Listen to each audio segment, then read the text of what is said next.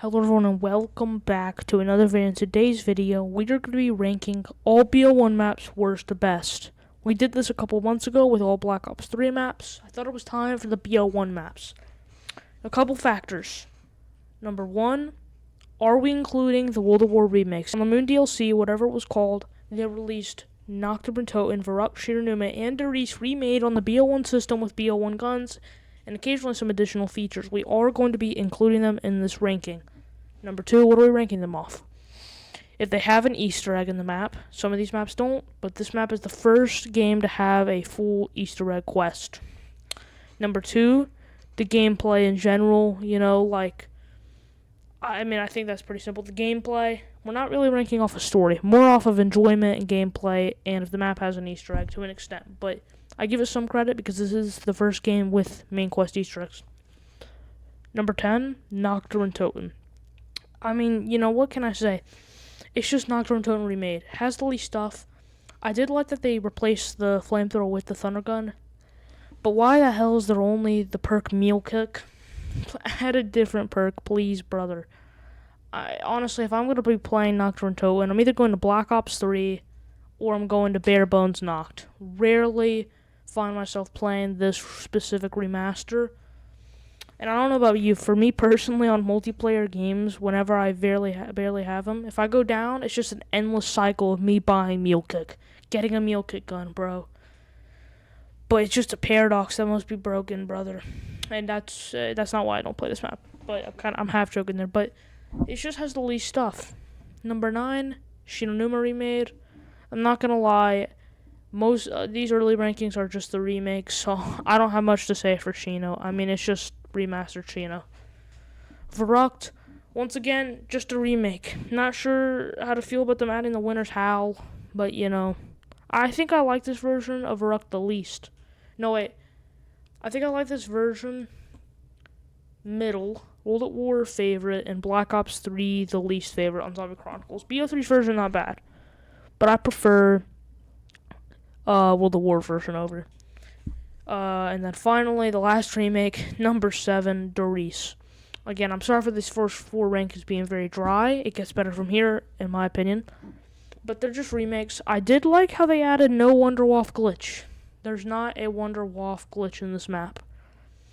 Because if you didn't know in World of War, if you shocked yourself with the Wonderwaff, which is the Wonder Weapon, you would lose your ability of Jug. Instead of getting hit with and going down within 5 hits, you just get hit and down within 2 hits no matter what if you shot yourself once within the match, which is kind of likely. And that makes camping with the Waff even harder, but they changed it on the Bo1 remake.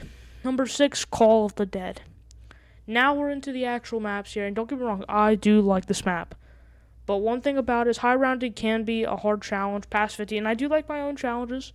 But the Wonder Weapons kind of suck by a point. VR11 always sucks. Don't get me wrong, on multiplayer, sure, if it's papped or whatever, and you shoot at the teammate, they get up. But that's not what people want a Wonder Weapon for. I mean, it's a useful bonus. It's like the staves on Origins. No one gets the staves because the upgraded versions can revive people instantly, but it's a nice feature. But the VR11 sucks. It's a very good idea on paper until you hear the part on the development of this Wonder Weapon that it only kills one zombie at a time, and there's not that much ammo in it. And even if there was, you kill one zombie at a time. And I do think the Scavenger is a very fun Wonder Weapon, but in my opinion, it's not really good past 50.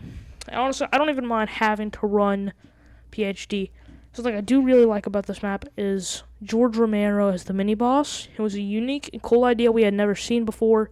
Crew's pretty good, and the map design, in my opinion, is pretty solid. I'm not saying this is a bad map, but I prefer the other Bo1 maps over it. Number 5, Kino der Toten.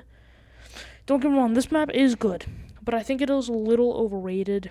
It's still good, and every now and then when I do hop on this map, I do have a good time on it. And of course, this is the first map to add the Thunder Gun. We got to give it credit for that.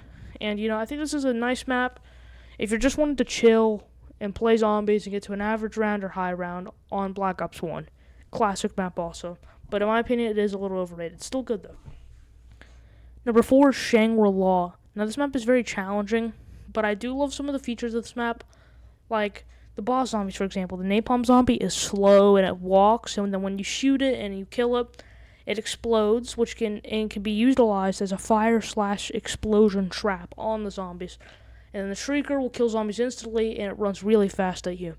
And I do love the Wonder Weapon. It's so unique and it's so good. Most refer as the baby gun. That's what most people call it. But its real name is the 3179 JGB 215. The reason it's called the baby gun, number one, is because that name's too long. Number two, it literally turns the zombies into babies and you punt them.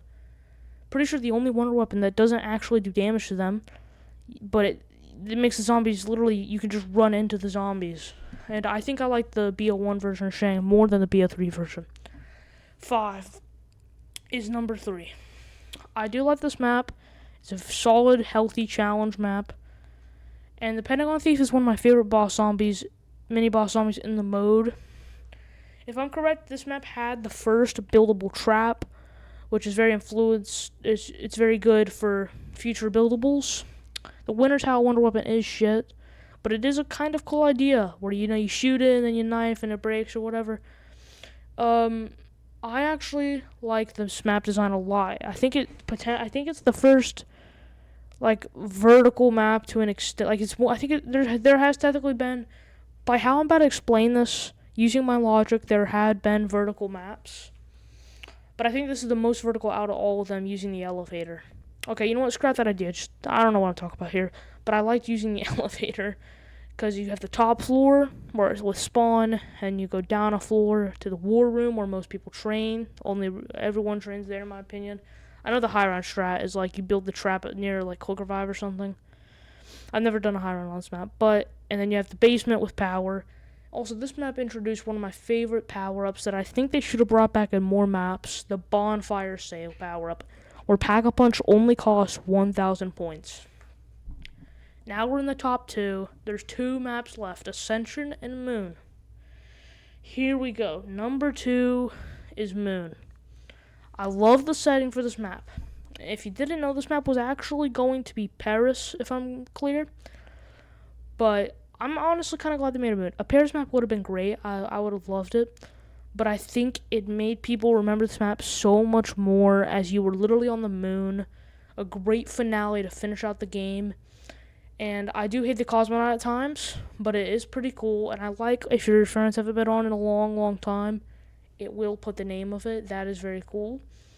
The Easter egg ending was amazing. Whatever you think of the actual Easter egg, the ending was amazing. Getting to blow up Earth, insane.